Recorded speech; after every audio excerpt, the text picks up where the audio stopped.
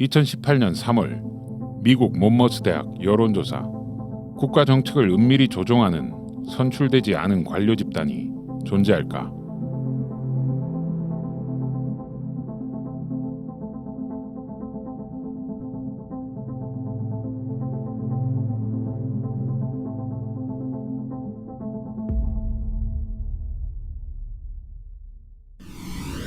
제1장 정치 개입. 이명박 정부 시절 국정원은 각계 인사들의 사찰 문건을 작성했습니다. 사찰당한 사람들의 수는 무려 1,000명. 명백한 불법이죠. 수사를 했기 때문에 그마저도 밝혀진 것이지 밝혀지지 않은 게 훨씬 더 많을 것 같다. 사찰 문건에는 사생활의 세부적인 내용까지 다수 포함되어 있었습니다. 스마트폰의 스파이 앱, 실제 그 해킹 툴을 사용했다는 내역까지 다 확인이 됐습니다. 그 설치가 되면 스마트폰의 모든 작동이 국정원 서버로 다 가는 거예요. 동시에. 그거를 점거라고 하더라고요. 폰을 점거했다. 그다음에 패킷 감청을 통한 인터넷 감청. 패킷을 역조립하는 겁니다. 거의 동일한 화면을 제가 이제 사용하고 있는 화면을 동일하게 띄우게 하는 그런 감청 방식인 거죠. 종북, 이념 오염, 국가 정체성 훼손. 사찰의 목적은 정치 보고서의 작성이었습니다. 단지 정부에 반대되는 그 입장을 가진 지식인이라는 것 하나로 반정부 활동이다 이렇게 딱 규정돼 있고, 실제 그 명단의 어떤 큰 주제는 무슨 용공 분자들과 연계된 뭐 불순 분자 뭐 이런 식의 타이틀이 잡혀져 있었습니다. 그 말이 안 되는 거잖아요. 좀 충격이 컸죠. 국정원만의 문제는 아닙니다. 박근혜 정부 시절 경찰도 정치 개입에 나섰습니다. 내사의 목적은 범죄 수사를 위한 정보 수집 활동입니다. 그런데 경찰은 범죄 수사가 아닌 전혀 다른 목적으로 정보를 사용했습니다. 정치 보고서의 작성입니다. 정보 수집 활동을 해야죠, 당연히. 경찰 정보가 다루는 건 시국 정보라고 그래서 통치 정보가 말이 좀 되게 이상하잖아요. 정보 경찰이 한 2~3천 명 정도 활동하고 있는데 국민들 입장에서 필요한 활동인가? 군사정보기관인 기무사 또한 민간인들을 사찰했습니다. 쌍용자동차 파업 노동자들과 시민들, 세월호 참사 유가족들까지. 사찰 목적은 역시 정치 보고서의 작성이었습니다. 학부모 다수가 노동자로 반정부 성향, 유가족 선동으로 정치 투쟁화 움직임. 박근혜 탄핵 만세! 촛불 승리 만세! 촛불항쟁으로 박근혜 대통령이 탄핵되었지만 기무사는 정치 보고서 작성을 멈추지 않았습니다. 2016년도 11월 12월부터 2017년도 대통령 선거가 있기 전까지의 기무가 당시에 국방부 장관에게 보고했던 문건들의 목록이 좀 입수가 됐었습니다. 문재인 캠프, 안철수 캠프의 내부 동향에 대한 보고서가 계속 국방부 장관에게 올라갔고, 대선 기간 내내 자유한국당에 대해서는 아무런 사찰 보고서가 없습니다. 목적이 좀 분명하게 드러나지 않습니까? 누구를 위해서 이 정보를 모아서 누구에게 가져다 주고 있는가? 우리는 정보기관이 정권에 충성한다고 생각합니다. 군사 독재 시절의 경험 때문이죠. 그러나 이것은 착각입니다. 정보기관은 보수 세력이 집권하면 충성을 다했지만 민주 세력이 집권하면 태도를 바꿨습니다. 우리 모두 마음을 모읍시다. 평화와 번영과 도약의 새 역사를 만드는 이 위대한 도정에 모두 함께 동참합시다. 노무현 정부 시절 기무사는 대통령의 통화를 감청했습니다. 내부 제보에 따르면 기무사는 노무현 대통령이 윤광웅 당시 국방장관과 통화하는 것을 감청하였는데, 대통령은 당시 민정수석, 지금 문재인 대통령입니다. 업무를 국방부 장관과 논의하였다고 한다. 정보를 왜 모았을까요, 이 사람들이? 감청을 하면서까지 정보를 모은다는 건 그 정보를 어딘가 갖다 줄 때가 있었기 때문에 감청을 한 것이 아닌가라는 토의들을 했을 것이고, 어떤 대화가 오가는지 그걸 감청해서 어딘가에는 갖다 줬을 것이다, 추론될 수 있지 않을까. 군인권센터에 제보된 기무사 요원의 증언에는 더 충격적인 사실도 있습니다. 노무현 대통령이 서거했을 당시 속보를 본 기무사 요원들이 박수를 치며 환호했다. 노무현 대통령은 기무사에게 어떤 존재였을까요? 노무현 대통령이 기무사로부터 독대 보고를 받지 않기로 합니다. 최초로. 기무사의 도움을 받지 않고 정권을 운영을 하는 노무현 대통령은 기무사 입장에선 적과 같은 사람이죠. 우리를 인정해주지 않는 대통령, 우리를 파트너로서 여기지 않는 대통령을 약점을 잡아야겠다라는 생각에 이르게 된 것이 아닌가. 국가정보원 또한 노무현 대통령을 끊임없이 공격했습니다. 정권을 유지하기 위해서 국정원을 써먹는다 하는 그런 의사가 없었던 거예요. 그 점만큼은 노무현 대통령이 훌륭했다고 봅니다. 그러니까 물론 그거 정치적으로 현명했냐. 그런데 노무현 대통령이 뭐냐면은 너무 선의를 갖고 대했다 싶어요. 이렇게 세상이 바뀌었으니까 룰에 의해서 따라오겠지 생각했다 뒤통수 크게 맞으신 거죠. 자기들이 어떻게 세우고 지킨 나라인데 이걸 김대중 빨갱이, 노무현 빨갱이가 등장해서 그런 사람들 입장에서는 나라가 결단난 거죠. 나라를 지키는 변치 않은 핵심은 우리 공안기관들입니다. 독재 시대가 끝나고 민주화 시대가 열린 이후에도 권력기관은 각 기관의 조직의 이익과 권력의 편의에 따라 국민의 반대편에 서왔습니다. 촛불 시민혁명에 따라 출범한 문재인 정부는 이 악순환을 끊고자 합니다. 정보기관의 개혁은 촛불 정부의 중요한 과제였습니다. 개혁의 핵심은 정치 개입의 차단이었죠. 문재인 정부에서는 반드시 국정원을 정치로부터 자유롭게 만들겠다. 앞으로는 불법적인 정치 개입이나 불법적인 민간인 사찰이나 그러한 행위들은 근절될 것으로 저희들은 보고 있습니다. 정보기관의 개혁은 과연 성공했을까요? 전문가들의 평가는 회의적이었습니다. 국가정보원이 이름을 또 바꿀 뻔했는데 성격을 확실하게 규정하기 위해서 대외정보원, 해외정보원, 즉 국내 문제를 건드리지 못하게끔. 역시 공안세력이라는 게 워낙 막강하게 힘을 갖고 있다고 안에서 딱 버티다가 보니까 그걸 지켜낸 거죠. 명칭 변경이 문재인 정권에 들어서 당연히 되는 것처럼 얘기하다가 이해무야도 버리고 말았죠. 그러니까 기무사에서 근무를 하다가 사실상 방출이 됐던 사람들이 민간인 경력직 공무원을 뽑는 자리에 지원해서 다시 그 자리에 들어가게 된 이 회전문이 기무사 인적 개편의 결과였던 것이죠. 그래서 지금 다 그대로 군사안보지원사령부에서 일을 하고 있습니다. 결국에는 도로 기무사가 됐다라는 비판을 피할 수 없는 상황이 돼버린 거죠. 경찰 개혁이 되었음에도 불구하고 정보경찰 폐지가 안 됐다는 건 매우 유감스러운 거고요. 지금도 보안은 여전히 대공으로서의 요소만 갖고 있습니다. 생태라든지 기후위기라든지 다른 국민들의 생명이나 안전 위협하는 여러 보안 요소 이런 데 관심은 없고요. 오로지 북한에 대한 관심만 있어요. 말로는 대공수사권 없애고 경찰 넘겨주고 막 얘기하지만 여전히 공안기관의 존재 목적과 사명이 대북 적대, 진보 세력 척결, 좌파 척결 이런 쪽으로 잡혀 있어요. 이 목적과 사명이 바뀌지 않는다면 공안기관은 계속 그 일을 하려고 하지 않겠느냐. 즉 간첩을 필요로 하지 않겠느냐.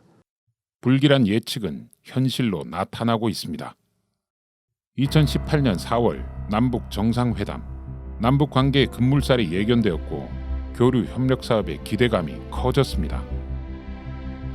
그러자 얼마 후 국가보안법 사건이 터졌습니다. 북한 기술자들과 인공지능 개발 사업을 하던 김모 씨가 갑자기 구속된 것입니다. 특이할 것은 국정원이 김모 씨의 사업을 오랫동안 관리하고 협조했다는 사실입니다. 국정원이 저 같은 민간인 업자들의 사업을 뭘 하고 있는지 점검하고 관리하는 단계였다면 관리를 넘어서 기획 단계에 들어간 겁니다. 그러니까 사건을 기획을 한 거죠. 이 사람을 간첩으로 엮겠다는 기획을 한 건데 그래서 그 기획을 한 것을 증명을 해야 되지 않겠습니까? 근데 그 증명이 어렵기 때문에 조작이 들어간 거죠. 이 사건은 판문점 선언에 대한 경고성 메시지로 작동했습니다. 북한과 교류 협력하는 것은 위험하다. 언제든지 간첩으로 몰릴 수 있다. 문재인 정부인데 왜 이런 사건이 터졌을까는 사실은 의문인 것 같아요. 국가보안법이라는 자체가 간첩을 조작하는 거고 그러한 안보를 기획하는 게 목적인 것이지 그 법이 있으면은 문재인 정부 아니라 그 누구라 하더라도 이런 조작 사건은 일어나게 돼 있다는 거예요. 가시공작 국정원을 해쳐라! 대공수사권 폐지하고 국정원을 해쳐라! 2019년 8월 국정원 프락치 폭로 사건이 터졌습니다. 김 씨는 자신이 국정원에 매수되어 어느 시민사회단체에 침투했고 이후 5년 동안 공작 활동을 해왔다고 폭로했습니다. 아로 사건에서 이성윤 씨 얘기를 하면서 이제 그 사람도 우리한테 협조를 하고 끝까지 버텨서 뭐 10억 넘게 돈을 받았다. 그러니까 너도 그냥 잘 버티고 이 비밀만 유지를 잘하면 돈을 그만큼 받을 수 있다. 이렇게 계속 회유를 한 거죠. 그는 국정원의 지시에 따라 사람들을 사찰하고 몰래카메라, 대화 녹음 등 불법 공작을 진행했습니다. 국정원이 지시한 공작의 핵심은 증거 조작이었습니다. 좀 바람도 불고 파도 소리도 나는 곳으로 이제 사람을 데리고 가서 뭔가 전혀 상관없는 얘기를 하는 건데 이제 잘 안 들리게 녹음이 되면 지령을 받는 것처럼 꾸미기 쉬우니까. 국정원은 김 씨에게 허위 진술서 작성도 강요했습니다. 기행을 간다 그러면 그거는 뭐 누군가를 접선하러 가는 것이다 이렇게 조작을 하기도 하고, 송년회를 한다 그러면 송년회 모임이 무슨 지하혁명 조직의 그런 모임이 돼버리고 마치 모든 게 북한과 연결돼 있거나 뭐 특별한 조직 활동의 하나인 것처럼 그렇게 좀 조작을 하려고 했던 것 같습니다. 어느 날 김 씨는 국정원 직원에게 물었습니다. 문재인 정부 하에서 이런 걸 계속해도 되는 것이냐? 우리는 정권이 바뀌어도 끄떡없다. 그러니까 우리끼리만 비밀을 유지를 잘하고 지금처럼 잘 협조하면 이제 괜찮다. 그 음성을 들어보면 그 직원이 어떠한 인식을 가지고 일하는지가 느껴지거든요. 그 인식은 자기들이 하는 건 무조건 국가를 위한 것, 자기들이 하는 건 무조건 정당한 것, 이게 깔려 있는 거거든요. 프락치를 이용한 국정원의 공작 목표는 도대체 무엇이었을까요? 제가 이제 학생운동할 때 좀 적극적인 활동을 하고 했으니까 저를 좀 타겟으로 해가지고 위아래를 연결을 좀 하려고 했던 것 같아요. 서울대 동문회, 고대 민주동문회 그런 데까지도 사실은 이제 알아보라고 요구를 했더라고요. 보니까 거기는 민주당 국회의원들이 여러 명 있단 말이에요. 문재인 대통령 때요. 서울국정원장 때란 말이에요. 이게 계속 하고 있다는 거죠. 이거는 만약 국정원의 공작이 성공했다면 어떤 사건이 벌어졌을까요? 시민사회, 현직 국회의원까지 포함된 대규모 간첩단 사건. 이것은 지나친 억측일까요?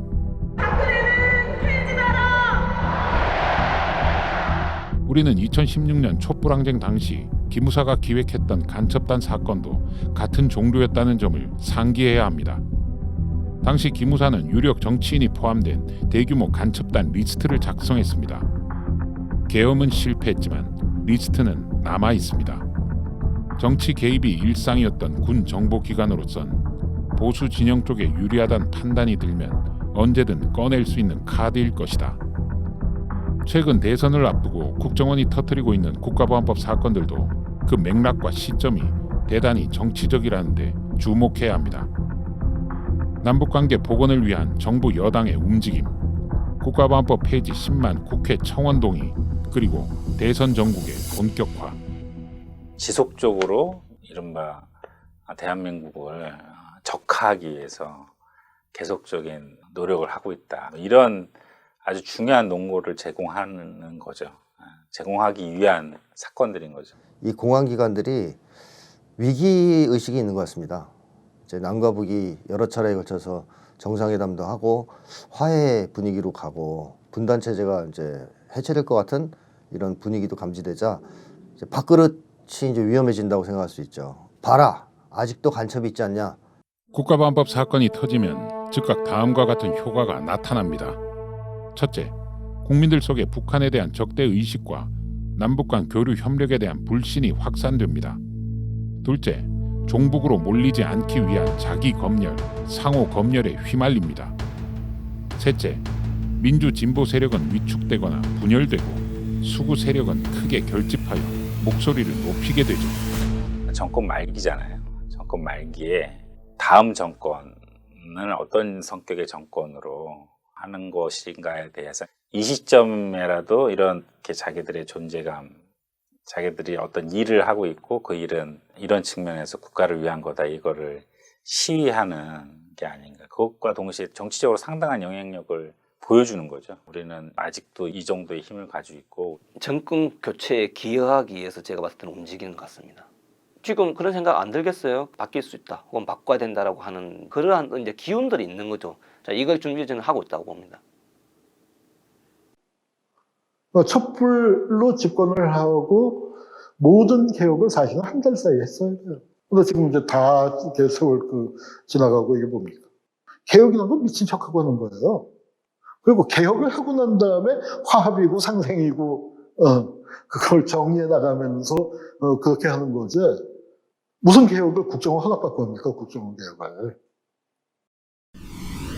제2장 DNA 2016년 4월 7일 중국의 류경 식당에서 일하던 북한 종업원 12명이 탈북했습니다. 얼마나 가슴 아픈지 진짜 어느 한순간도 우리 어머니들이 눈에서 눈물 마를 새가 없습니다. 정말. 북한은 국정원이 공작한 납치 사건이며 종업원들을 즉시 송환해 줄 것을 요구했습니다. 국제조사단이 진상조사에 들어갔습니다. 지배인 허강일의 속임수에 넘어가 강제적으로 납치됐다. 전 작전이 국가정보원의 지시하에 추진되었다. 북해외식당 종업원 논리는 뭐냐면 추악한 공작에서 유인 납치해 왔더라도 지옥에서 구출해줘가지고 자유를 맛보게 해줬는데 뭐가 잘못됐다는 거예요. 그런 논리가 수사관들의 인식에 있는 거예요. 이러한 공작은 역사적으로 수없이 반복되어 왔습니다. 정보기관의 행태는 왜 바뀌지 않는 걸까요? 변하지 않는 그들의 유전자는 도대체 무엇일까요? DNA 1. 극우성. 극우성이란 극단적인 우파적 성향을 말합니다. 그러나 한국 사회에서 극우성은 기형적입니다. 친일과 반공의 결합이기 때문이죠. 솔직히 까놓고 얘기해서 해방되고 누구 살 길이 터졌어요? 독립투사들이 좋아졌습니까? 일반 민중들이 좋아졌습니까? 우리 분단과 함께 온 해방의 최대의 수혜자는 친일파예요. 일제시대에는 친일파들이 잘 먹고 잘 살았다 하지만 일본 놈들 쫓아다니면서 그 놈들이 흘린 떡고물 주워 먹었는데 미국은 들어서 떡판을 맡겼습니다. 정말 싫지만 친일파의 해방이었어요. 친일파들의 권력을 잡고 진짜로 이 나라의 주인이 돼버렸습니다. 친일파를 기반으로 삼아 집권한 이승만. 그는 반대 세력을 짓누르기 위해 두 가지 조치를 취합니다. 1948년 국가보안법 제정, 1950년 특무대 창설. 미군 방첩대가 교육했던 특무대 요원들은 일제 헌병과 특고 경찰에서 부역했던 악질 친일파들이었습니다. 독립군 사냥으로 악명 높았던 친일파들이 국가보안법을 등에 업고 빨갱이 사냥에 나섰습니다. 당시 특무대 요원들이 소지했던 메달은 그들이 가진 무소불위의 힘을 상징적으로 보여줍니다. 본 메달의 소지자는 시기, 장소를 불문하고 행동의 제한을 받지 않는다. 친일 유전자를 가진 특무대는 이승만의 반공체제를 위한 친위대 역할을 했습니다. 김창룡 특무대장의 사주를 받아 범행했다. 특무대가 대구 형무소 중형수들을 공비로 위장시켜 사살했다. 이승만은 기다렸다는 듯 계엄령을 선포했다. 여러 가지로 분석한 결과 지금 진보당을 그냥 두고는 이승만의 승기가 대단히 불가능한 일이다. 이렇게 결론을 내렸다. 치안국, 특무대 각각 책임지고 어떻게든 진보당을 와해시키려고 했다. 특무대는 조봉암 선생이 북한의 간첩 양명산과 접선, 북한의 지령과 공작금을 받았다고 발표했습니다. 특무대 의무실에서 주사 2대를 놔줬는데 정체 모를 주사를 맞았더니 백일몽 속에서 헤매이는 감을 느꼈다. 그런 상태에서 침대에 누워 조봉암과의 관계를 묻는 대로 네 하고 답변했던 것이다. 5.16 군사 쿠데타를 일으켰던 박정희도 만주군 출신의 친일파였습니다. 5.16을 일으킨 자들이 어떻게 모였냐 하면은 한국전쟁 직전에 육군본부 정보국에서 만났습니다. 5.16은 정보 장교들이 일으킨 군사 반란이었고 그 정보 장교들이 만든 핵심 권력기구가 중앙정보부입니다. 쿠데타 직후 박정희 정권은 특무대 요원 3,000명을 선발하여 중앙정보부를 창설합니다. 공산 세력의 간접 침략과 혁명과업 수행의 장애를 제거하기 위하여 중앙정보부를 둔다. 정통성이 취약했던 박정희 정권은 정보기관을 통합하고 재편함으로써 거대한 공안체제를 구축합니다.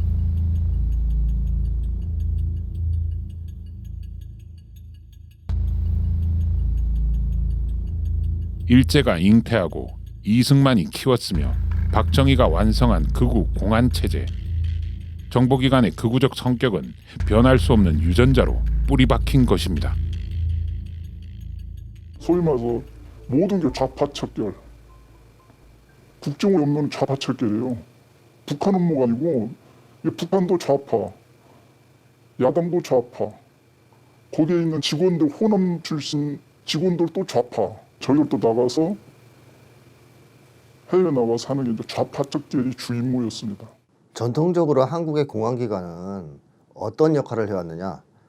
이제 극우 보수 세력의 권력을 유지시켜주는 파수꾼 역할을 해왔습니다. 그게 이제 이 사람들의 하나의 정체성이라고 말할 수 있어요. 우리 편이 아니면 빨갱이입니다, 다. 그런 관점으로 세계를 바라봐요. 이 사람들이 평생 한 게 저 새끼 빨갱이 아니야? 그것만 조사하던 사람들이 그 잡아서 뚫겨 베고 미행하고 그런 거 하던 사람들이 국제 스파이 그 최신 첩보 산업 동향 뭐 이런 거 방첩 기능을 어떻게 하냐고요. DNA 2. 폭력성.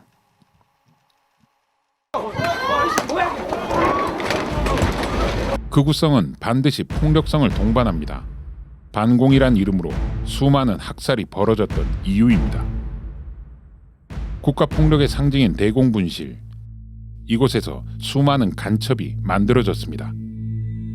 지도에도 없고 간판조차 없는 폐쇄적이고 비밀스러운 공간. 그것은 폭력을 위한 장치였습니다. 건물 자체가 거기 오는 사람들의 시간감과 공간감을 빼앗도록 설계되어 있죠. 공포감을 극대화시키기 위해 만들어진 곳이거든요. 대공분실은 제일 많을 때 44개가 있었어요, 전국에. 홍제동에 가보면 뭐 족자가 하나 걸려 있어요. 이곳은 자유민주주의 체제 수호의 산실이다. 제1동포 유학생이었던 김병진 씨는 보안사령부가 운영하는 서빙고 분실로 끌려갔습니다. 수사관들은 김병진 씨에게 간첩 활동을 자백하라고 강요했습니다. 나흘 동안 잠을 안 재우는 겁니다. 나흘 동안 잠을 못 자는 사람이 완전 갑니다. 그래서 나흘 때 제가 기절했죠. 그때부터 폭력이 시작된 겁니다. 너무 때리니까 뭐 아픈 건 모릅니다. 아픈 건 모르겠고 숨을 못 쉬었어요. 소침 엘리베이터실이라는 방이에요. 치과에서 쓰는 의자나 비슷한 의자였는데 그 의자가 진짜 엘리베이터거든요. 몇 층인지 모르지만 위에 올라갔다 그리고 지하에 내려갔다. 저를 고민하면서 동시에 니마들 앉은 율랑너로 떨어뜨리고 이 새끼는 부모가 누군지 알 수 없어서 고아원에 보내겠다. 이 사람들한테 조항을 해도 소용없다는 걸 알았습니다. 정보기관의 끔찍한 고문과 구타는 몇몇 수사관들의 일탈 행동이 아니었습니다. 상관들은 신문을 말로 해서 되겠냐며 노골적으로 고문을 지시했습니다. 조직적이고 제도적인 국가 폭력이었죠. 박하사탕이라는 영화 이제 혹시 보셨는지 모르겠는데 그 영화에 이제 경찰관이었던 사람이 그렇게 나쁜 사람이 아니거든요, 주인공이. 근데 주변에서 엄청난 압력을 가해요, 고문을 하라고. 그래서 잡혀온 노동자를 심하게 고문을 합니다. 그러니까 광기에 휩싸여서 너무 심하게 고문을 해요. 주변에서 말릴 정도로. 군사 독재 정권은 사라졌지만 정보기관에 내재된 폭력성의 유전자는 변하지 않았습니다. 네가 보위부 정보인데 왜 이 나만 거지 왔냐 하는 걸 그것만 해도 한 열흘 동안 질문을 했습니다. 하루 종일 반복되는 아침부터 저녁까지 한 말 또 하고 한 말 또 하고 계속 이렇게 말하는데 막 정신이 돌 것 같더라고요. 나는. 하지도 않은 일인데 이걸 자꾸 쓰라고 하니까 그러니까 내가 거기서 벗어나는 길은 그 사람들 말 듣는 길밖에 없었습니다. 인격 파탄, 겁주기, 그리고 종종 겁을 줬다가 조금 누그러지면 그때 사람이 확 의존하잖아요. 담배 한 대 주고 그냥 말 걸고. 양아치적인 수사 기법인데 싸가지 없는 새끼, 쓰레기 같은 새끼가 이러면서 그런단 말이에요. 진짜 수치스러웠습니다. 완전히 사람을 인간 이하로 취급을 하도록 만들어버리더라고요. 자존감이 완전히 흐물해지죠, 거기서. 그때는 정말 세상 밖에 버려진 기분이었습니다. 그 당사자의 심리를 완전히 그냥 제압하고 호흡을 제압하는 거예요. 심리적으로 무너뜨려서 무기력하게 만들어서 내 인격을 조롱하고 눌러버리려는 그 악랄한 수사. 국정원에 의해 5년 동안 감시당한 최승재 씨도 심각한 트라우마에 시달리고 있습니다. 사건 터지고 난 뒤에 저희 와이프가 그런 이야기를 해요. 장모님이랑 그런 이야기를 했대요. 야, 우리 집에 CCTV 있는 거 아이가? 저기 좀 이상했던 것 같은데. 그런 이야기를 하는 거예요, 저한테. 겁이 날 수밖에 없어요. 다 일상이 있고 가족이 있고 막 이런 상황인데 가정을 갖다가 파괴하는 상황이 벌어진다는 느낌이 드니까 이 보수의 가치가 아니잖아요, 사실은. 적대적이고 분열적이고 파괴적인 행위를 갖다가 하는 거예요, 그죠? 사람의 정신과 육체를 갖다가. 국정원에 매수되어 공작에 가담한 프락치 김 씨도 폭력의 피해자라고 말할 수 있습니다. 물리적으로 뭐 폭행을 하거나 감금하거나 그런 고문은 아니지만 계속 회유를 하고 또 같이 성매매나 이런 불법 행위를 하면서 이 집단에서 내가 빠져나가기 어려운 그런 환경을 계속 만들어서 또 하나의 고문 방식이 아닐까 싶습니다. 정보기관이 자행하는 다양한 형태의 폭력, 법을 다루는 변호사들은 괜찮은 걸까요? 변호인조차 당연히 겁을 먹죠. 저 겁을 안 먹겠습니까? 변호사들 상대로 해서도 조롱하고 그죠? 겁 주려고 하니까 변호사조차도 국정원하고 싸우려면 안전하지 못하다, 막 회피하고 싶은. 미영도 한두 번 썼던 것 같고 그나마 보안에 좀 더 낫다는 아이폰을 쓰고 내가 이렇게 생각을 하면 이렇게 뭘 글을 쓰거나 이런 말을 하거나 어디 가서 이렇게 하면 이게 자기 검열이잖아요. 반정부라는 이름을 붙여서 이렇게까지 그 낱낱이 들여다보고 사이버까지 다 지금 말한 것처럼 한다는 것 자체는 그 사람의 모든 일거수일투족과 사적인 생각을 다 본다는 거 아니겠어요? 굉장히 비인간적이고 이것이 어떻게 근대 사회에서 있을 수 있는가라는 어떤 그 놀라움으로 하죠. DNA 3. 이기주의. 정보기관에 내재화한 극우성과 폭력성은 특유의 조직 문화를 낳았습니다. 자신의 이익을 위해 타인을 이용하는 극단적인 이기주의. 70년대 이후에 주요 간첩 사건은 조직단 간첩이 훨씬 많다라고 보이고요. 이유는 뭐냐면은 북한이 간첩을 안 보내요. 그런데 문제는 뭐냐면은 대간첩 기구를 확대시켰단 말이에요. 인원도 많이 뽑고 뭐 그렇게 했는데 밥값은 해야겠고 자기 밥줄 유지해야겠고 하니까 간첩이 없으면 어떡하지? 우리가 만들면 되지. 정보기관들은 서로 경쟁하듯 간첩 사건을 조작하기 시작했습니다. 간첩 사건을 많이 만들수록 권력도 강해졌고 재산도 늘어났습니다. 이근환이라는 악당은 신경으로 들어와서 경정까지 승진했는데 딱 한 번 빼놓고 전부 특진을 했어요. 특진을 반복했어요. 이근환의 경정까지 올려준 건 국가보안법이었죠. 국가보안법을 가지고 억울한 피해자들을 양산해내고 자기들은 잔치를 벌인 겁니다. 승진잔치 벌였고요. 그다음에 공작금 잔치, 돈잔치 벌였어요. 간첩은 여름부터 잡기 시작합니다. 그래서 연말 때까지 발표를 합니다. 그거 뭐 때문에 그랬냐면은 진급 심사를 위해서 하는 거예요. 이 사람들의 목적은 승진이다. 84년도였죠. 84년 여름에 고사를 지냅니다. 진짜 고사를 돼지머리에 앉혀놓고 수사과장이 나를 대령으로 부르게 해주기 위해서 당신들은 뭘 해줄 건가? 그런 연설을 해요. 그 다음에 이제부터는 간첩 사냥이 시작되는 거다. 대상자를 무더기로 잡으러 들어갑니다. 한 사람의 간첩을 잡았다 하면은 훈장 2개 정해져 있어요. 이게 돌아가면서 받거든요. 그리고 보상금 몇 천만 돈인데 지금으로 하면 뭐 몇 억이나 되겠죠. 보상금을 받으면은 다 나누어 가집니다.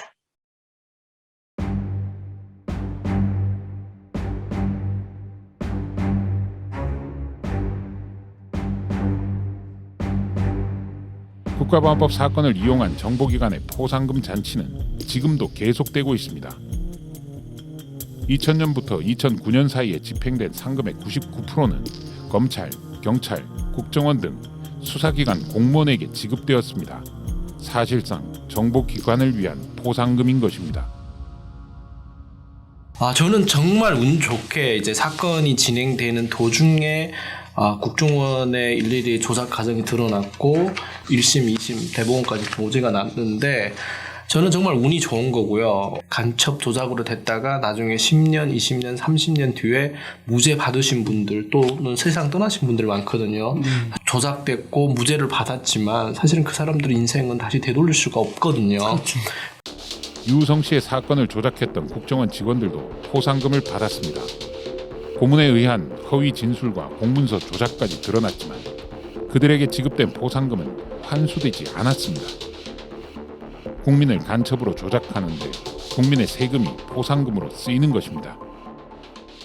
이 사람들이 실질적으로 잡았다는 간첩이 누가 있습니까? 간첩 없습니다. 간첩 비슷한 사건을 기획을 하는 거죠.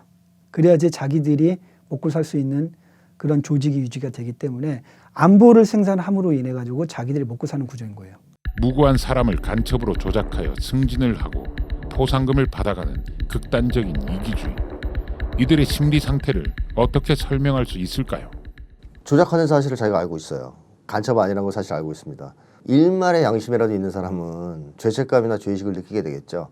근데 그건 고통스럽기 때문에 방어하려고 합니다. 그걸 합리화하죠. 간첩이다 얘.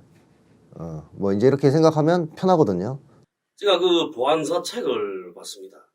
간첩을 만드는 그 과정이요. 그러니까 시나리오라 해야죠. 저하고 똑같은 겁니다. 자기들이 생각하는 시나리오가 있는 겁니다. 있더라고요. 거짓말이라는 건 7번은 해야 된다 그러더라고요. 7번 해야 거짓말은 자기대로 된다고 자꾸 반복해서 글쓰기 하는 겁니다. 그러니까 계속 그렇게 쓰는 겁니다. 그러면 그렇게 쓰는 과정에 어느 순간에 머리에 이렇게 탁 각인되더라고요. 그러니까 진짜 간첩인 것처럼 이렇게 내가 스스로가 믿게 되더라고요. 그걸. 집단이나 조직의 문화가 그러면 별로 죄책감 안 느낄 수 있습니다. 뇌물을 잘 안 받는다 사람들이. 근데 내가 받으면 죄의식을 느끼겠죠. 근데 들어가 보니까 다 받는 분위기다. 그러면 이제 자기가 받아도 느끼긴 느끼겠지만 죄의식이 훨씬 덜합니다. 이거는 관행이고 문화인데 뭐 문제가 돼? 국정원 과거사 조사위원으로 참여했던 한홍구 교수는 뉴스를 보던 중 큰 충격을 받았습니다. 저거 아무개 아니야? 중국 공문서를 조작했던 사람의 정체. 그는 인혁당 사건 보고서를 함께 썼던 국정원 조사관이었습니다. 과거에서 중앙정보부가 한 제일 나쁜 짓을 중앙정보부를 대표해서 보고서를 쓴 친구가 사건을 조작해서 보내는 건 그걸 뭐라고 표현해야 할까요? 고집은 세지만 나는 합리적인 친구였는데 난 그 조직문화라고 생각해요. 국정원의 과거사를 반성했지만 또다시 증거 조작에 나선 국정원 직원. 그 모순적인 행동의 배경은 무엇일까요? 과거사위원회에 있을 때는 거기 분위기가 있어요. 조직 문화와 분위기. 그럼 이제 거기에 싹 이렇게 동화되면서 지내다 보면 반성하고 억울한 사람들 원한도 풀어주고 싶다는 사명감도 생기고 그러겠죠. 그 일이 끝나고 국정원으로 돌아갔는데 거긴 분위기가 완전히 달라요. 그 친구는 뭐냐면 부역자가 됐었을 거예요. 조직 내에서. 국정원 과거사에 왔었던 것은 이 빨갱이들한테 부역을 한. 너 배신자지. 자 그러면 이제 거기서 낙동강 오리알 신세가 되지 않으려면 더 열심히 자기가 국정원의 정체성에 맞는 사람이라는 걸 증명해야 됩니다. 국정원이 이렇게 안 바뀌는 곳이구나를 상징적으로 보여준 대목이었다고 생각해요. 개혁 가능성, 개선 가능성이 없다는 걸 증명한 거고. 한마디로 이제 반민주적 조직 체계가 일상화되어 있다는 것이죠. 이런 시스템 속에서는 개인의 양심, 뭐 개인의 어떤 신념 이런 거는 다 묵살됩니다. 그래서 정하기가 굉장히 힘들어지죠. 그 상징적인 얘기지만은 자기 윗선에 호칭을 할 때 뭐라고 호칭을 하냐면은 재판정에서 대장이라고 호칭을 하더라고요. 대장? 아니 무슨 대장? 무슨 대장이에요? 지금 전쟁합니까? 경찰이? 이 사람들의 마인드인 거예요. 굉장히 위계적인 질서를 가지고 있고 이 사람들은 왜 이렇게 살지? 그 사람들 지가 이해 안 되더라고. 지금 거짓을 만들어내고 있는 거 아니에요. 자기네가 지금 달라붙어서. 국가보안법은 제 사람 잡아먹는 법입니다. 제 사람 잡아먹는. 친일과 반공주의, 극단적인 폭력성, 조직 이기주의. 이것은 대한민국 정보기관의 뿌리 깊은 유전자입니다. 그동안 정보기관의 개혁이 번번이 좌초된 것은 그들의 유전자를 바꾸지 못한 채 명칭 변경, 기관장 교체, 제도 조정 등에 머물렀기 때문입니다. 이 나라가 기재부의 나라냐? 뭐 관료개혁 얘기 나오잖아요. 관료 엘리트들이 자기들의 이해관계를 지키기 위해서 떼를 쓰고 그게 관료 이익으로 되고 대한민국은 나는 솔직히 얘기해서 민주공화국이 아직 멀었다고 생각해요. 대한민국은 관주공화국입니다. 과거의 공안기관들, 검찰, 그다음에 사법부, 그리고 정보기관 이런 데가 하나로 똘똘 뭉쳐서 그 개혁을 맡고 있는 상황인 거죠. 지도부가 바뀐다고 해서 그 문화가 바뀌지는 않는 것 같아요. 사실 그 안에서 뭐 현장에서 근무하고 실제 실무를 하는 사람들이 바뀌는 일은 별로 없으니까 개혁을 하고 바꿔보려고 하는 시도가 있으면 더 강하게 반발하고 절대 한두 사람의 얼굴에 바뀐다고 해서 바뀔 조직도 아니고 그런다고 해서 겁먹을 조직도 아니에요. 그들의 이데올로기인 국가보안법을 철폐하지 않는 한 조직의 논리, 조직의 성격 자체를 바꿔버리지 않고서는 국가보안법은 앞으로도 악용될 수밖에 없습니다. 이 조직은 해체가 안 되면 절대 과거와 단절하기 어렵다. 그리고 국가보안법이 있는 이상은 그걸 자양분을 해가지고 이 조직은 이 분단의 이 대결, 냉전의 이걸 가장 잘 활용해가지고 정말 악랄한 공작을 펼치고 있을 거고요. 사실은 국가보안법이 뒤에 딱 받쳐주고 있는 백인 거잖아요. 이건 자기들은 엄청난 큰 명분을 가지고 있는 거죠. 아니 법이 있는데 뭔. 이제 국가보안법이 존재하는 것이 이제 국가정보원이나 다른 공안기관들이 그런 불법 행위를 하더라도 그냥 괜찮다라는 어떤 기반이 되는 게 아닌가. 국가보안법이 존재하는데 그렇게 수사하지 말라고 하는 게 과연 통할까. 제3장 악용은 필연이다. 국가보안법과 정보기관은 뗄래야 뗄 수 없는 공생관계입니다. 우리는 정보기관과 국가보안법이 어떤 방식으로 공생하고 있는지 살펴보았습니다. 정보기관이 불법 행위를 자행하는 것은 필연이었습니다.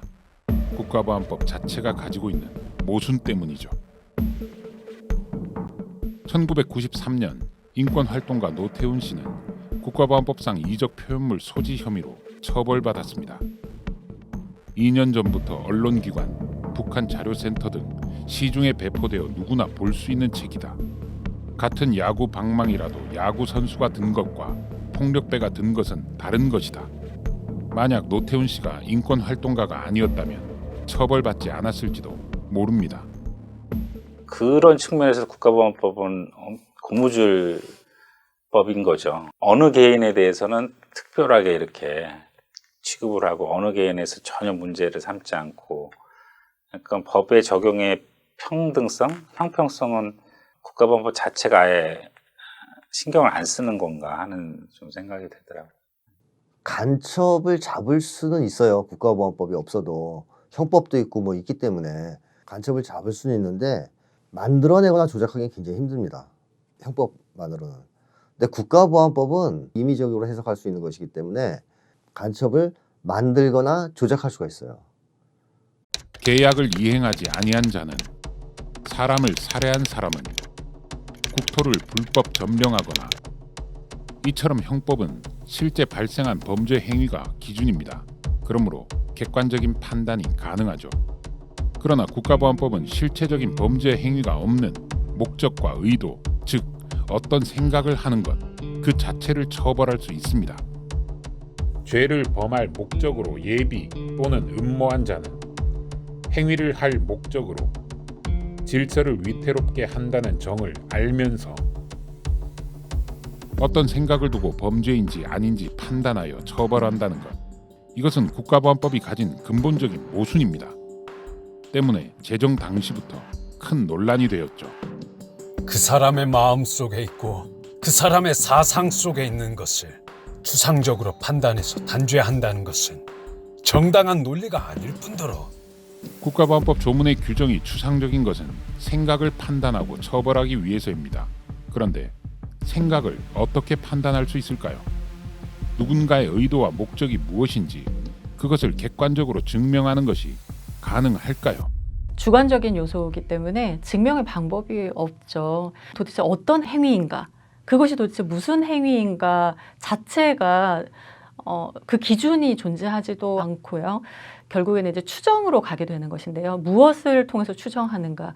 결국에는 그 행위자, 그러니까 그 국가보안법 위반 혐의자의 과거 이력, 과거 행적을 통해서 굉장히 위험한 생각을 하고 있는 사람일 거야. 그 사람의 일거수일투족을 쭉 사찰해서 그걸 증거화시키는 거 아닙니까? 그 사람의 말과 행동과 뭐 사회운동 활동이라든가 그 감시가 필요하고 도청이 필요하고 이메일을 보고 그 사람의 SNS를 보고 사찰을 해보니 저 사람은 친북적인 사람이야, 반미적인 사람이야. 북에 대해서는 어떻게 보십니까? 북의 지도자에 대해서는 어떻게 생각하십니까? 국가보안법 폐지에 대해서 어떤 의견을 가지십니까? 이렇게 묻는 과정 아닙니까? 극우 보수적인 시각에서 권력적으로 물어서 그 답을 끌어내고 인권 침해적인 수사 방식은 불가피하다라고 저는 보고 있습니다. 누군가의 머릿속을 들여다보고 그 사람의 성향을 가지고 처벌까지 가는 법은 사실 국가보안법 말고는 없는 상황이라서 그게 공안기관의 수사 방식이나 그런 감시나 사찰이 일상화될 수밖에 없었던 그런 구조적인 원인이 있는 것 같고, 지금 심각하게 문제되는 게 국내잖아요. 국내. 정보기관이 내국인을 상대로 뭐 어떤 정보 활동을 한다. 저는 그거 자체로 상당한 위험이 있다. 그거 자체가. 이건 국가보안법 사건으로 이렇게 만들어서 어느 시점에 이걸 터뜨리면 현 정부의 뭐 선거에 도움이 되겠다. 정치 개입이라고 부를 수 있는 그런 걸 할 수 있는 아주 유용한 도구를 가지는 거죠. 불법 사찰과 인권 침해, 고문과 조작, 반대 세력에 대한 탄압과 정치 개입, 이것은 국가보안법 그 자체의 모순에서 비롯되는 필연적인 결과입니다. 그냥 두리뭉실하게 막연하게 써놓고 그냥 자의적인 해석이 되거든요. 뭐 찬양했다 그럼 뭐 긍정적 얘기하면 다 그냥 걸리고 여지를 다 열어놓은군요. 뭐 마음대로 통제하기 위해서 열린 형태죠. 그것은 그 언제고 악용될 수 있습니다. 유엔 인권이사회를 비롯한 국제 기구들도 이 문제에 대해 오랫동안 지적해 왔습니다. 모호한 용어로 정의되어 있고 행위의 범위가 불합리하게 광범위하다. 그 모호성으로 인해 독단적으로 적용될 심각한 위험성을 가지고 있다. 정치적 다원성과 평화적 반대를 억압하는 데 이용될 수 있다. 국가보안법의 존재와 그것이 적용되는 것에 대해 심각한 우려를 표한다. 생각을 처벌할 수 있다는 국가보안법은 국민들 속에 자기 검열과 공포를 심었습니다. 필요에 따라 누구든지 언제든지 빨갱이로 몰릴 수 있다는 두려움. 국가보안법의 피해자는 몇몇 특정한 사람이 아닌 대한민국 전체입니다. 아무리 용감하고 용기 있게 발언하는 지식인이라 하더라도 그 국가보안법적인 그런 검열, 그러니까 이런 한 번쯤 망설이게 되는 뭐 그런 것들은 여전히 작동하고 있다고 봐야죠. 그리고 남을 믿지 못하고 단결 못하고.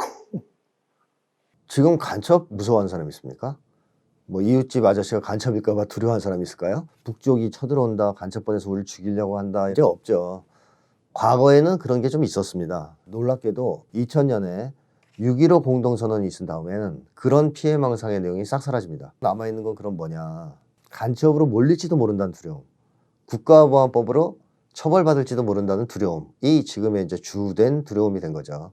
그래서 한국 사회에서 레드 콤플렉스라고 얘기하는 거는 빨갱이 공포증, 간첩 공포증이 아닙니다. 색깔 공격을 당할지도 모른다는 공포증이에요. 즉 간첩이나 종북이나 뭐 이런 거로 몰릴 수도 있다라는 두려움이죠. 문 대통령은 나는 언제쯤 넘어갈 수 있겠느냐. 이에 김 위원장은 그럼 지금 넘어가 볼까요? 라고 하면서 문 대통령의 손을 이끌었습니다.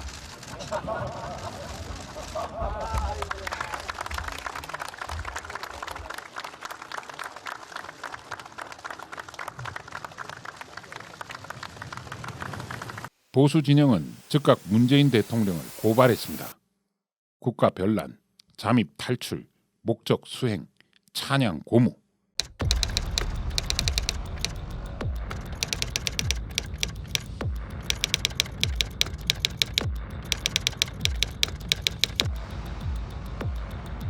국가보안법의 악용을 피할 수 없는 또 하나의 근본 문제는 바로 반국가 단체 규정의 모순에 있습니다.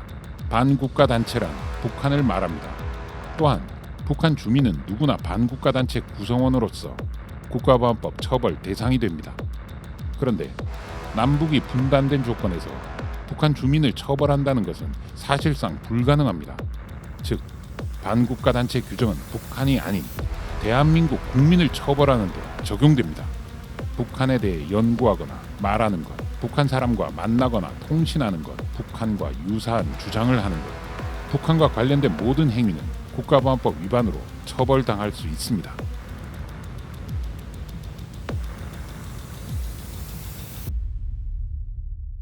미국의 정보 팔아먹은 사람을 간첩죄로 의율 못합니다. 일본 산업스파이 그거 간첩죄로 잡을 수가 없어요. 북한 소속이 아니면은 또는 총련 소속이 아니면은 국가보안법상의 간첩죄는 절대로 안 걸리게 돼 있어요. 이처럼 국가보안법의 반국가 단체 규정은 통일을 지향하는 국민과 정치 세력을 탄압하는 수단으로 작동합니다. 진보당의 평화통일론은 대한민국의 존립을 부인하는 것이고, 수탈 없는 경제 정책 등은 북한 노동당의 정책과 상통하는 내용이다. 이라는 사람은 북한의 인민과 동일한 개념이고, 진보적 민주주의란 북한식 사회주의를 말하는 것이다. 남북 관계를 보다 적극적으로 개선하고 발전시켜 나가야 한다는 확고한 의지를 담아 각계각층의 다방면적인 협력과 교류, 왕래와 접촉을 활성화하기로 하였다.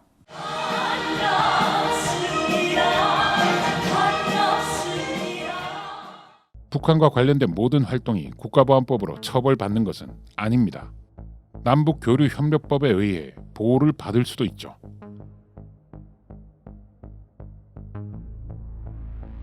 문제는 언제 어떤 법이 적용될지 알 수 없다는 것입니다. 6.15 공동선언 이후 민간 교류가 활발해졌습니다. 남북의 사람들은 금강산과 평양, 서울과 광주, 부산과 대구에서 만나고 또 만났습니다. 공식적이고 합법적으로 진행된 남북 교류였지만 갑자기 불법이 되는 사례가 속출했습니다. 우리 청년들이 통일을 하자는데 왜 그것이 제거되어야 합니까? 6.15 청년학생 본부는 북측의 청년학생 단체와 서신을 교환했습니다. 이 서신은 반전평화대회에서 발표되었습니다. 그런데 3년이 지난 후 갑자기 국가보안법상 이적 행위로 기소됩니다.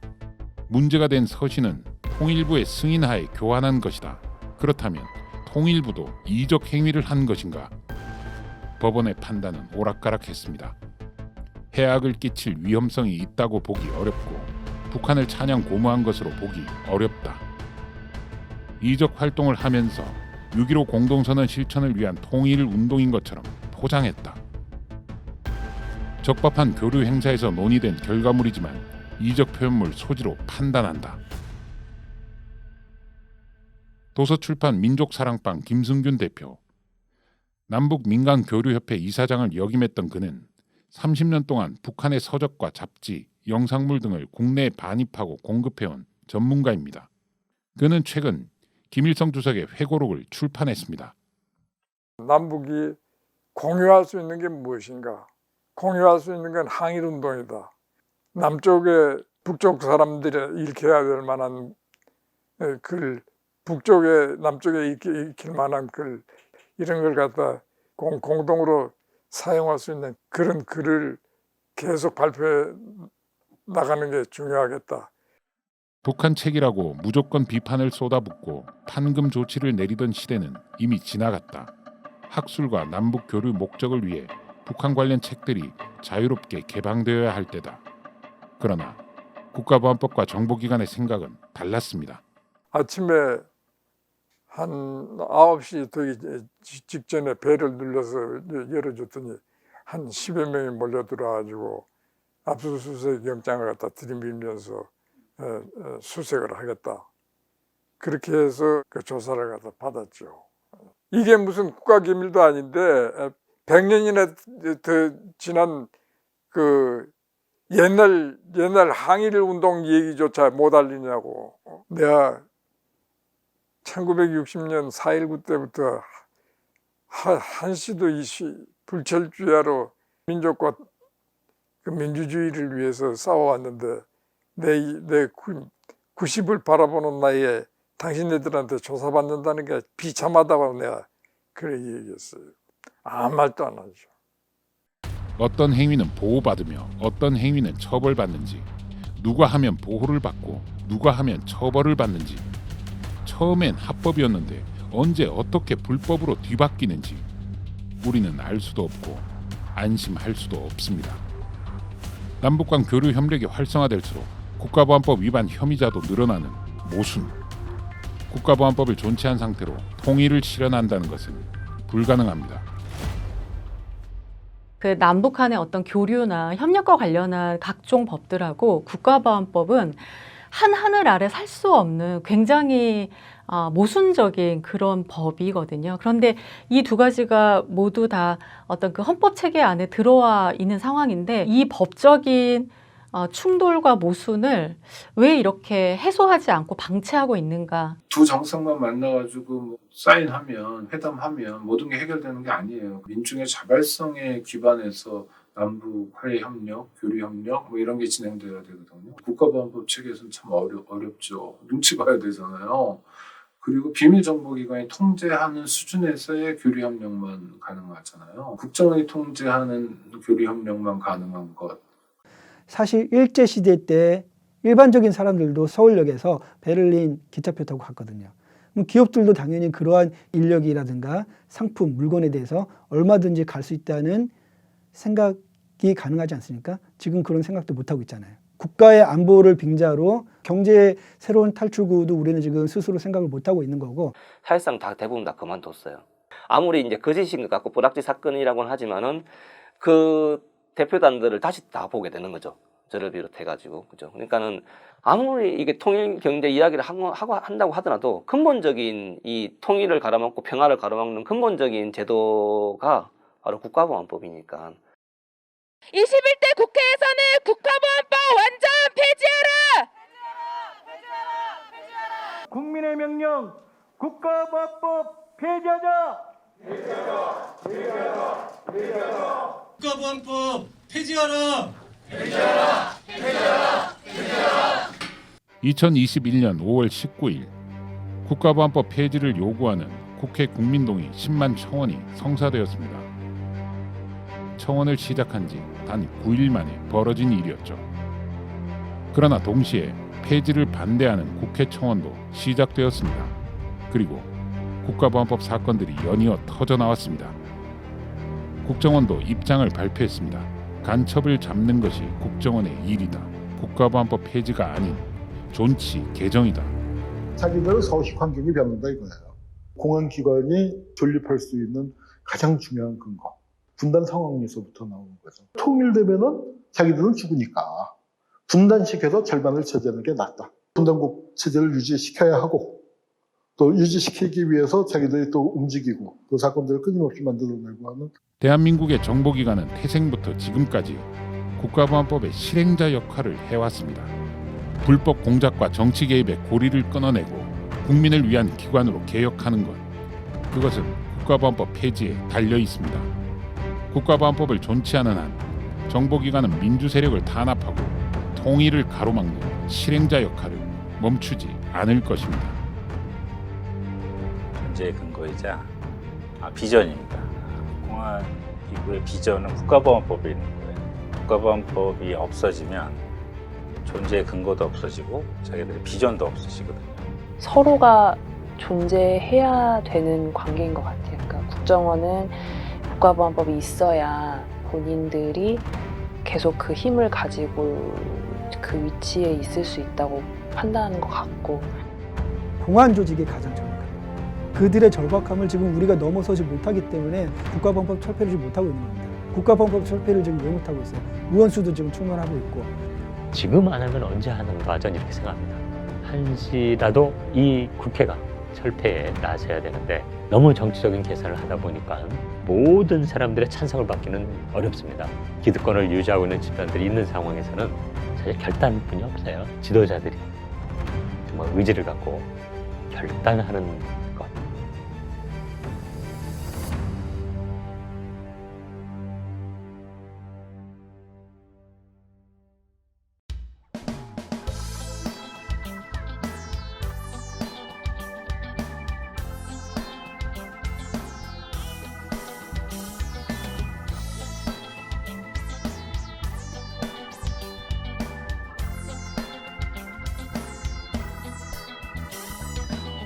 국보법이 사라지면 나라가 무너진다고 국보법이 사라지면 남보가 무너진다고 거구원 날 떠들어대는 그놈의 안보 타령에 죽어간 억울한 놈들 도대체 얼마냐 국민들을 다 죽이는 안보가 뭐가 필요해 민주주의 다 죽이는 안보가 뭐가 필요해 통일보다 앞선다는 그놈의 안보 꺼져라 통일해서 잘 사는 게 그것이 안보다 안보다 안보다 민주가 안보다 인권 존중하는 세상 그것이 안보다 안보다 안보다 통일이 안보다 우리 민족 잘 사는 세상 그것이 안보다 국보법을 당장 철폐해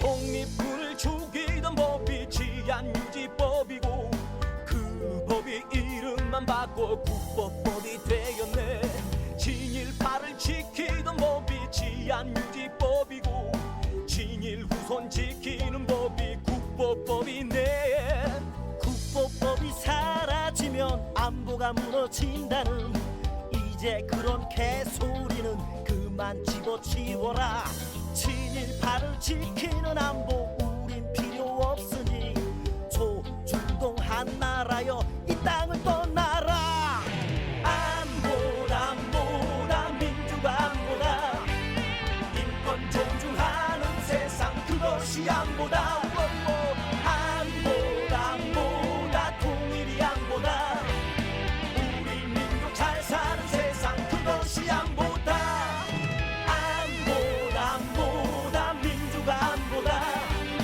인권 존중하는 세상 그것이 안보다 안보다 안보다 통일이 안보다 우리 민족 잘 사는 세상 그것이 안보다